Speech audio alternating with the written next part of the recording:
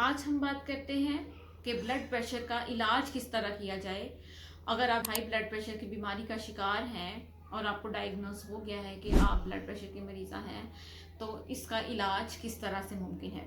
सबसे पहले आपको थोड़ा सा इसका मैकेनिज्म बताती चलूँ। हमारे दिमाग में ब्लड प्रेशर कंट्रोल करने का एक सेंटर होता है जो सिग्नल्स देता है हमारी सारे जिस्म के शरियानों को कि उनके अंदर रिसेप्टर्स होते हैं कि वो ब्लड प्रेशर को लो करें या हाई करें।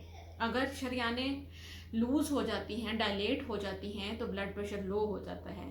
और अगर दिमाग की तरफ से सिग्नल दिया जाए कि ब्लड प्रेशर को हाई करना है, जिस्म की रिक्वायरमेंट हाई ब्लड प्रेशर की है, तो वो शरियानें सिकुड़ जाती हैं। तो बहुत सी ऐसी कंडीशंस जिनमें शरियानें नेचुरली सिकुड़ जाती हैं, जैसे एज बढ़ने के साथ या शरियानों में कोलेस्ट्रॉल जमने की वजह से, इसको आप ऐसे ही ले सकते हैं जिस तरह पाइपलाइन में आपके कोई जंग जम जाए और उसका रास्ता कम हो जाए और उस छोटे तंग रास्ते में से अगर पानी को गुजरना पड़े तो उसका प्रेशर किस तरह से इंक्रीज हो जाता है।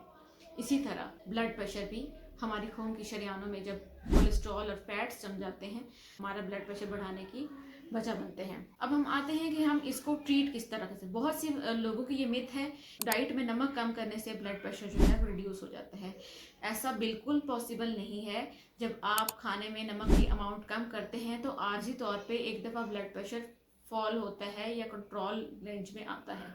फिर जैसे ही जिस्म में नमकियात की कमी होना शुरू होती है तो दिमाग से सिग्नल जाते हैं जो हमारे सिंपैथेटिक सिस्टम, जिसको हम फाइट एंड फ्लाइट सिस्टम कहते हैं, उसको एक्टिव कर देते हैं कि नमकियात की कमी है, नमकियात को सेव किया जाए। तो किडनीज क्या करते हैं कि जो वो नमक को फेंक रहे होते हैं, वो नमक को सेव करना शुरू करते हैं और नमक सेव करने के चक्कर में बॉडी में फिर सॉल्ट की अमाउंट ज़्यादा हो जाती है और वो सॉल्ट की अमाउंट ज़्यादा होने की वजह से और वो जो फाइट और फ्लाइट सिस्टम हमारा एक्टिव होता है उसकी वजह से मज़ीद ब्लड प्रेशर पहले से भी ज़्यादा बढ़ जाता है। तो ये मिथ बिल्कुल गलत है कि आप सॉल्ट रिडक्शन करें तो आपका ब्लड प्रेशर कम हो सकता है।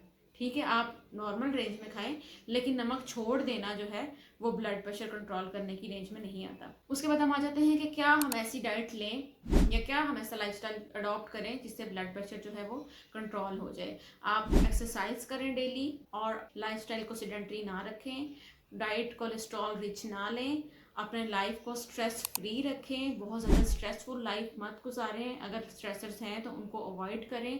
और डाइट में क्या लें, आप पोटाशियम रिच डाइट लें और विटामिन डी रिच डाइट लें। पोटाशियम केले में मिल सकता है, आपको सिट्रस फ्रूट्स में मिल सकता है, विटामिन डी आपको सुबह और शाम की धूप में मिल सकता है। जिस तरह चुकंदर है उसमें भी विटामिन डी बहुत पाया जाता है, फिश ऑयल में बहुत पाया जाता है। तो विटामिन डी और पोटाशियम रिच कंटेंट्स जो हैं वो वेसल्स को रिलैक्स करते हैं और आपकी किडनीज को जो है वो अवॉइड करवाते हैं कि वो ब्लड प्रेशर रिटेन ना करें, और इसके साथ ही आपका ब्लड प्रेशर जो है वो कंट्रोल किया जा सकता है। अगर लाइफस्टाइल मेजर्स फेल हो जाएं और आपको लगे कि आपका blood pressure continuously out of control है, तो फिर आपको चाहिए कि आप डॉक्टर से रिव्यू करें और बाकायदा अपनी एक रेगुलर मेडिसिन स्टार्ट करें। कभी भी ऐसे मत करें कि ब्लड प्रेशर ज़्यादा हुआ तो दवाई ले ली और ब्लड प्रेशर कंट्रोल हो गया तो दवाई छोड़ दी। ऐसा बिल्कुल मत करें। आप ब्लड प्रेशर की दवाई जो है वो तरतीब से लें। ब्लड प्रेशर हाई होने के क्या क्या नुकसानात हो सकते हैं वो हम नेक्स्ट टॉपिक में डिस्कस करेंगे। अल्लाह हाफिज़।